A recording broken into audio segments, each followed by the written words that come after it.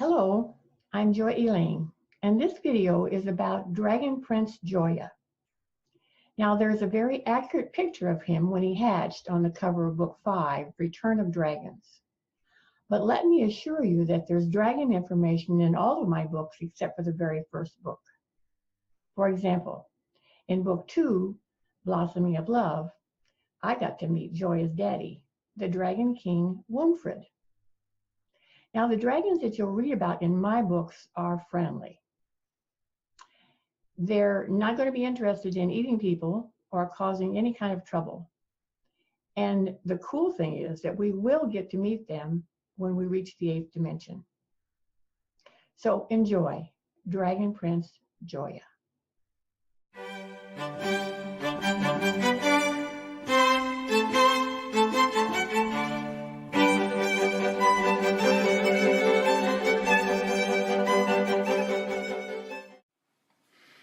On Mother's Day 2015, during my morning reverie, I witnessed a large egg cracking and knew it was the little dragon prince getting ready to be born.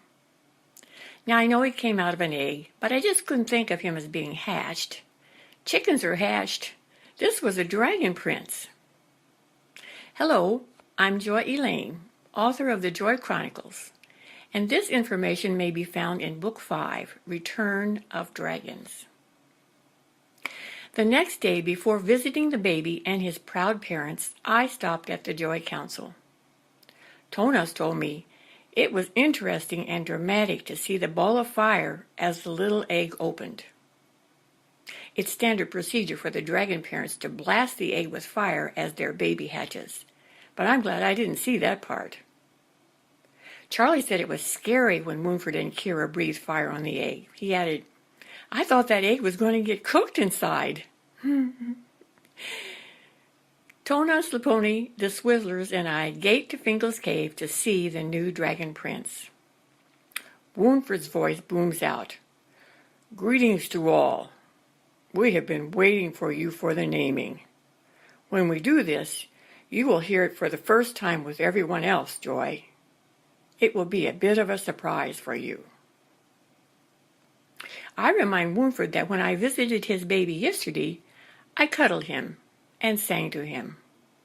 Woonfred answers, I think the two of you have already bonded. It is good that you remember holding him, for he shall never forget it. His mind and his heart are timeless, and his memory is as old as mine. He will remember all that I and Kira know. He will know of the rebirth of the dragons, of my support of your council, and his role that is readying. There will come a time when all of Earth will know again a sky filled with dragons. I loved the vision that brought to my mind, and my body was covered with goosebumps. Woonfred guided us to move to the deep pool inside a replica of Fingal's cave. Then he asked Tonas and me to scrape some white powder from the walls of the cave and place it on the baby's head. Woonfred chuckled as he suggested we place the powder right where the bumps begin. I wanted to know what the bumps were for, but Woonfred simply replied that dragons are bumpy. For me, they form a ridge. They're only little bumps on him. Kira and I ask you, Tonas and Joy, to be the witnesses who hold our little one for the naming. After Tonas and I held their baby in our arms, Woonfred intoned, I christen thee, using the human terminology for this, and call upon all dimensions forward of this to be the realm and the presence of the golden child, this dragon, Joyyah. I spoke forcefully in a language I hadn't used before and breathed upon the baby. Woonfred suggested that Joyyah breathe a little fire on me.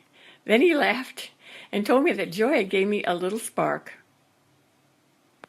Woonfred completed the ceremony by declaring, This is the Prince of Earth, the Prince of the Dragon Kingdom. May he reign in his strength, in his wisdom, and in the power of truth. May the name Joyyah be known throughout all universes as the name of truth born through action throughout his life. Since I wasn't sure about the etiquette of dragon christening, I asked Winfred if we were to dip his baby in the water. He replied that it was only necessary for us to stand in the water so that we might be energetically linked to the different connections of Earth. Winfred said, "We have the fire, we have the earth. We have the waters, we have the winds, and we have the sky that shines above us with all of its features of suns, stars, and worlds that rain down upon us the light of promise that will carry this little prince to his destiny." I asked Charlie if he'd been able to touch the baby. "I want to, Mommy. I want to very, very, very, very, very, very much. I have a present for Joyyah, and I made it myself. It's a kite, and I think that if he likes to fly kites, then he will be a happy dragon. I wanted to bring him a dog, but I was afraid he might eat it. What do you think?" Winfred laughed his big dragon laugh and said, "No dogs, my dear. The kite is interesting. You will need to show him how to fly it." Charlie enthusiastically agreed to do that, and then asked if there was a way he could be the big brother. If I was his big brother, I could show him so many things. Winfred requested a different designation. I suggested playmate, but Charlie was holding out for best friend. Winfred agreed to their friendship by saying that would be a delight and told Charlie, "You have been in our hearts for quite a long time." "Wow! I can't wait to tell everybody my best friend is a dragon. He's golden and he's so pretty." We gave a toast to Prince Joyyah with a chalice Laponi created, and then said our goodbyes.